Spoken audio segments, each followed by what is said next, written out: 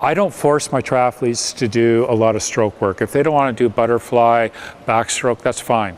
If they want to come to me and learn how to do fly and back, that's great. We got the coaching staff to do that.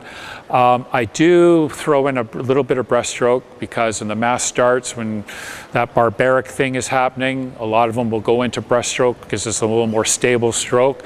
So I can teach them, you know, a little more efficient breaststroke, stronger breaststroke. I am a breaststroker. I got to get my thing into these triathletes. Hi, I'm Brian. I joined the club last year. The reason I joined is I had primarily a competitive mountain biker, and I got into triathlons last year and signed up for an Ironman, and I really didn't know how to swim. So I called Doug up, talked to him about the Masters Club. He warned me at the time that this is not a triathlon club, it's actually a swim club. So you're expected to do flip turns, you're expected to go to meets, and that was perfect. So last year my swimming improved enormously. This year we're focusing a lot more on technique, which I think is adding additional more speed to my time. I found the Tuesday and Thursday nights when we come out here just fabulous. I enjoy coming out here. I may be quiet and sleepy when I get here, but when I leave I'm quite invigorated. I think that the program Doug's got together with the additional coaches is just perfect for what I'm training for. We are going to swim as fast as you can, 125, and I want you to count your strokes.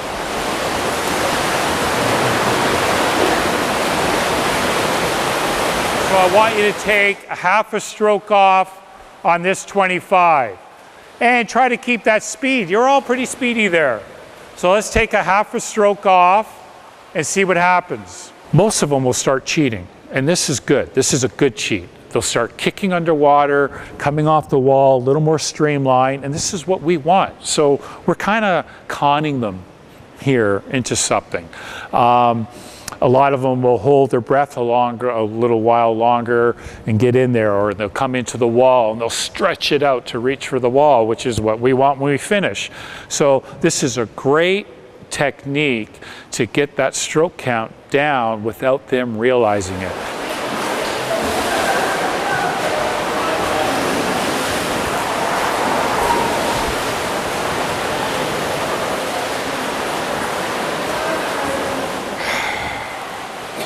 I want you to take another half stroke off.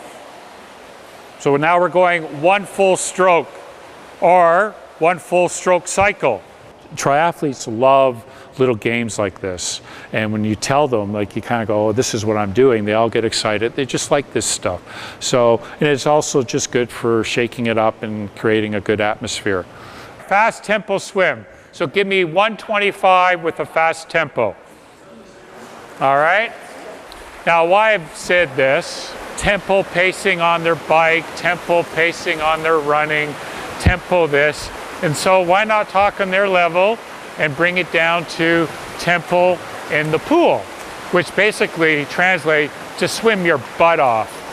My name's Susie, and I've been coaching with Doug and his North Toronto Masters Swim Club for 2 seasons now. And I've been working with the triathletes, and I've really enjoyed working them because they're really eager to learn, and they provide unique challenges to coaching because you have to break down and actually teach them how to swim like swimmers, and everything has to be broken down into unique steps, starting up from the basics and basically teaching them like children. It's a fabulous program here, and I really enjoy working with them. I get a lot of flack from this. I don't need to do flip turns. I'm doing an open water swim, a 1500K open water swim. Why do I need to do flip turns? Well, you need to do flip turns because you got to get into swimming shape. And doing flip turns gets you into swimming shape. So what I want you to do is just go down the pool, go about 7 seconds apart, do a complete somersault, and come out and go the direction that you were swimming.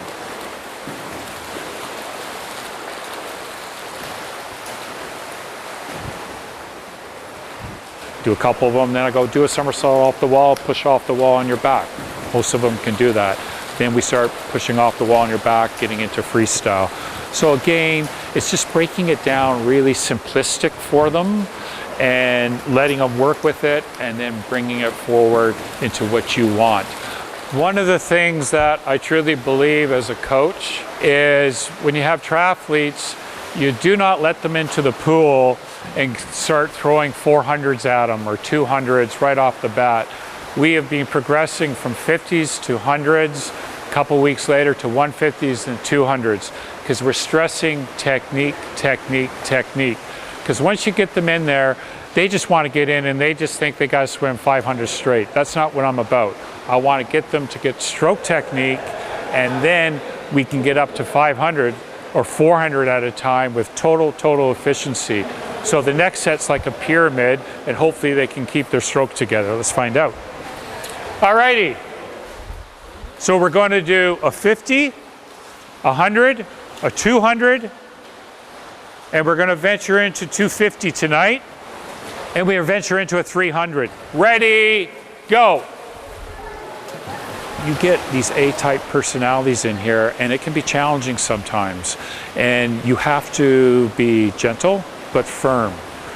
It's just something I've noticed with triathletes. They seem to get a lot of cramps. First, I was kind of confused by it, but then when you think about it, it makes sense that they're doing the running and the cycling, and they probably are not stretching enough, maybe not eating enough calcium and potassium, whatever.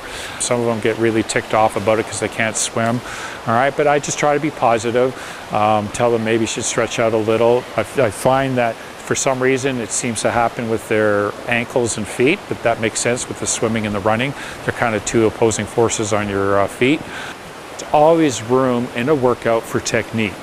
If you're talking about recovery swimming, do a technique. I don't tell my triathletes they're going to turn into Olympic swimmers. What I tell them is I'm going to make their strokes a little more efficient, that when they get out, they have a lot more energy to do that bike and that run. In conclusion, if you're a coach and you're looking at getting into the triathlon market, the biggest thing that I can say is you got to be patient.